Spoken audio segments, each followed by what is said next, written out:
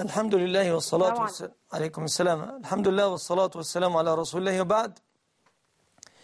فهناك وجهان لتقديم الثيبات على الأبكار في آية التحريم التي هي: عسى ربه إن طلقكن أن يبدله أزواجا خيرا منكن مسلمات مؤمنات قانتات تائبات عابدات سائحات ثيبات وأبكارا.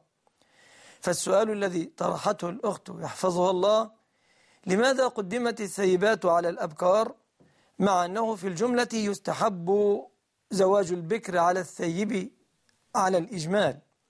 وذلك الاستحباب لقول النبي صلى الله عليه وسلم: هل بكرا تلاعبها وتلاعبك؟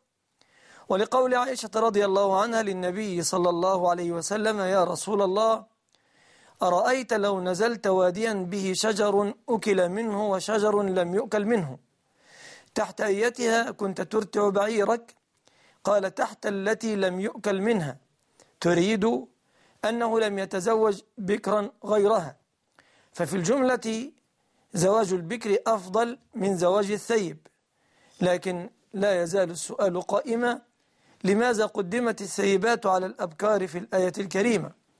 لأهل العلم جوابان على هذا: أحدهما أن الثيبات قدمن على الأبكار هنا لأن الخطاب كان لأزواج النبي صلى الله عليه وسلم، وكلهن كن ثيبات باستثناء عائشة رضي الله عنها.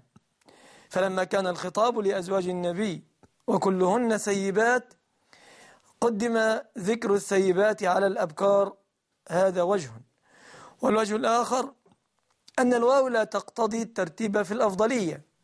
الواو لا تقتضي الترتيب في الأفضلية، إنما تقتضي الواو في كثير من الأحيان مطلق التشريك، بمعنى إذا قال القائل: أكلت خبزا ولحما، لا يعني ذلك أن الخبز مقدم على اللحم، إنما فقط المراد مطلق التشريك، والله أعلم.